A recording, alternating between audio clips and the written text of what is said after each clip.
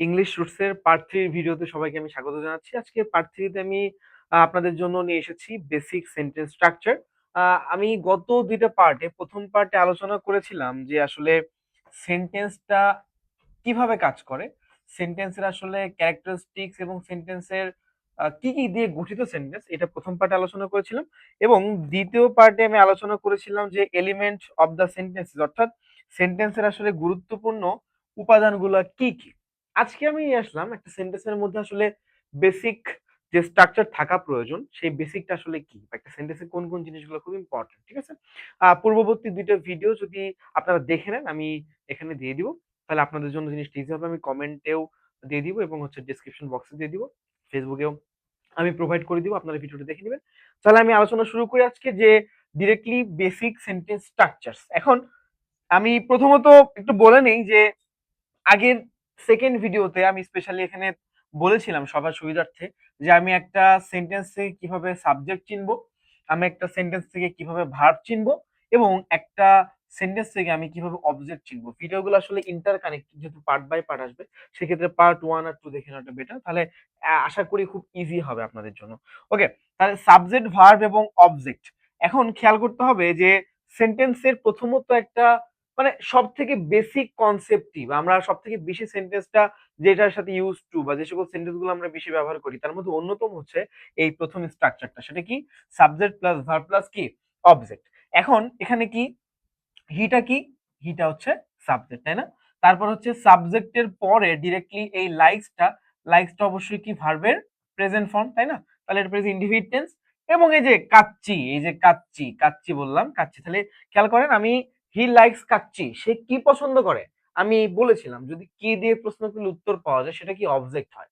তাহলে এখানে কাচ্চিটা কি? কাচ্চিটা হচ্ছে অবজেক্ট। কাচ্চিটা কি বলেন তো? কাচ্চিটা হচ্ছে অবজেক্ট। তাহলে সাবজেক্ট ভার্ব অবজেক্ট, তাহলে এটা হচ্ছে একদম ফার্স্ট ফর্মুলা। দ্বিতীয়ত আমি যেটা দেখবো কিভাবে আসলে বেসিক সেন্টেন্স মানে স্ট্রাকচারালি আসলে রান করতে পারে।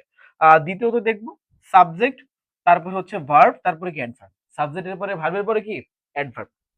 এখন এই অ্যাডভার্বটা আমি মোটামুটি আপনাদের দেখানো মানে দেখাতে পেরেছি আশা করছি যে সেটা যে সাবজেক্ট, এটা নিয়ে কোনো সমস্যা নেই। আমি এর আগেও কিন্তু বলেছিলাম একদম এবিসিডি এর মধ্যে করে শিখাচ্ছি যাতে যাদের ইংরেজি নিয়ে অনেক সমস্যা, ইংরেজি পারেই না, ইংরেজি নিয়ে অনেক ভীতি, তাদেরও যেন এই কনসেপ্ট গুলা ক্লিয়ার হয়ে যায়, একদম স্পষ্টভাবে ফ্র্যাঙ্কলি তারা শিখতে পারে, তাদের মনের কথাগুলা, তাদের ভয়গুলা যেন আমি দূর করে ফেলতে পারি এই ভিডিওর মাধ্যমে। ঠিক আছে, তাহলে দেখেন সেটা কি এখানে সাবজেক্ট, তারপরে কি রানসটা, এই যে রানসটা এটা ভার্বের প্রেজেন্ট ফর্ম এবং এটা কি বলেন তো একটা ভার্ব, তাই না? তাহলে সাবজেক্ট ভার্ব, এই যে সুইফটলি, তাহলে আমি বলেছিলাম একটা অ্যাডভার্ব চিনতে গেলে কোশ্চেন করতে হবে যে কেমন ভাবে কাজটি করে, কিভাবে কাজ করে, কেমন ভাবে কাজ করে। তাহলে এখন আমি যদি বলি শি রান সুইফটলি, সে কি করে? দ্রুত দৌড়ায়। তাহলে সে কিভাবে দৌড়ায়? কিভাবে দৌড়ায়? দ্রুত দৌড়ায়। কিভাবে দৌড়ায়? দ্রুত দৌড়ায়। তাহলে এই যে কিভাবে দিয়ে যদি আমি কোশ্চেন করার পরে অ্যান্সারটা পিক করতে চাই তাহলে আমি অ্যান্সারটা পিক করবো সুইফটলি। তাহলে সুইফটলিটা কি বলেন তো? সুইফটলিটা হচ্ছে একটা অ্যাডভার্ব। সুইফটলিটা কি একটা অ্যাডভার্ব। ওকে, তারপরে আরেকটা স্ট্রাকচার, খুব কমন একটা স্ট্রাকচার আমরা দেখতে পাই, সাবজেক্টের পরে ভার্ব, তারপরে অ্যাডজেক্টিভ প্লাস নাউন।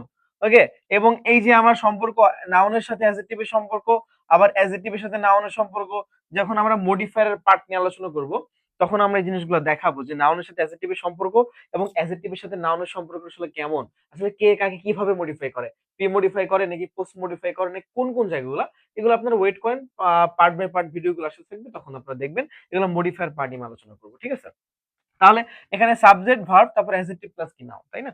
তাহলে এই যে একটা বাক্য নিয়েছি আমি, আফিক ইজ এ গুড বয়। তাহলে এই যে আফিক, আফিক ওয়ার্ডটা কি? আফিক ওয়ার্ডটা অলরেডি এটা একটা যে সাবজেক্ট, এটা আমরা এখন বুঝতে পারি, অনায়াসে বুঝতে পারি, আফিকটা আমরা চিনতে পারি সাবজেক্ট। তারপরে ইজটা কি এখানে? ইজটা এখানে ভার্ব, এখানে আ গুড বয়।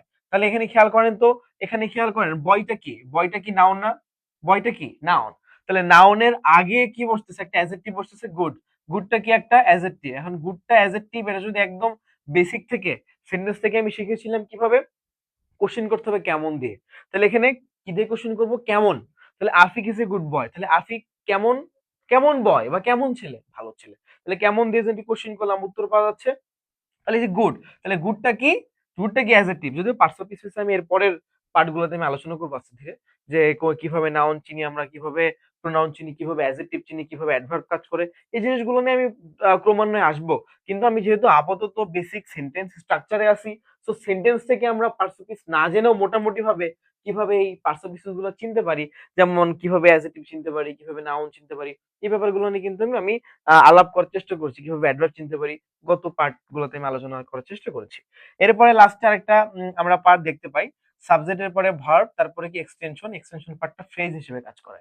আমরা একটা ভুল ছোটবেলা থেকে করতাম যে আমরা যে কোনো স্ট্রাকচার টেন্স পড়তে গেলে কি করতাম, sorry, subject plus verb plus কি অবজেক্ট, একটা কমন জিনিস না, subject plus verb plus object. কিন্তু প্রত্যেকটা জায়গায় কিন্তু subject plus verb plus object থাকবে না, কেন?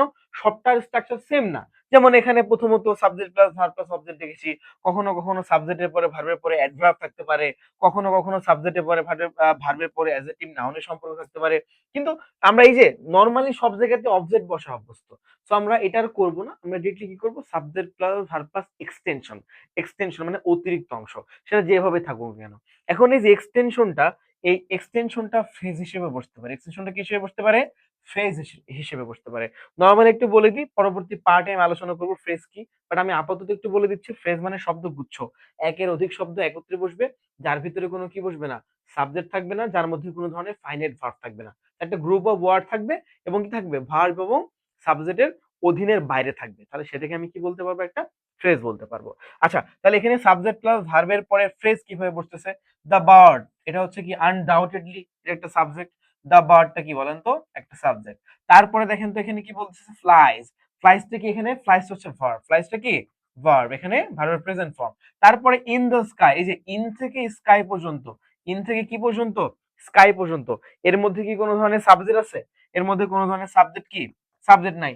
এর মধ্যে কি কোনো ধরনের আমরা ফাইনাইট ভার্ব দেখতে পাচ্ছি? আমরা কিন্তু কোনো ধরনের ফাইনাইট ভার্ব দেখতে পাচ্ছি না। কিন্তু কয়টা শব্দ, একটা, দুইটা, তিনটা, তিনটা আলাদা শব্দ, এবং কি করতেছে, একটা শব্দ গুচ্ছ তৈরি করতেছে, এবং এর ভিতরে কোনো সাবজেক্ট নেই, এর ভিতরে কোনো ফাইনাইট ভার্ব নেই, তাহলে এটাকে আমি কি বলতে পারি, এটাকে আমি বলতে পারি হচ্ছে একটা ফ্রেজ। এটাকে কোন ফ্রেজ বলবো, যেহেতু ইনটা প্রিপোজিশন, তাহলে প্রিপোজিশনের পরে স্ট্রং যুক্ত হয়েছে, তাহলে এটাকে আমি বলতে পারবো প্রিপোজিশনাল ফ্রেজ। ফ্রেজ সম্পর্কে আমি দ্রুতই আলাপ করবো, খুব দ্রুত এপিসোডের ভিত্তিক বা পার্ট বাই পার্ট আমি ভিডিও নিয়ে আসবো, সমস্যা নেই। এরপরে এরপরে বলতেছে হি ইজ আ ডক্টর, এই যে বাক্যটা আমি কেন রেখেছি, এটাও কিন্তু খুব ইম্পর্টেন্ট একটা পার্ট আমাদের বেসিক সেন্টেন্স স্ট্রাকচারে।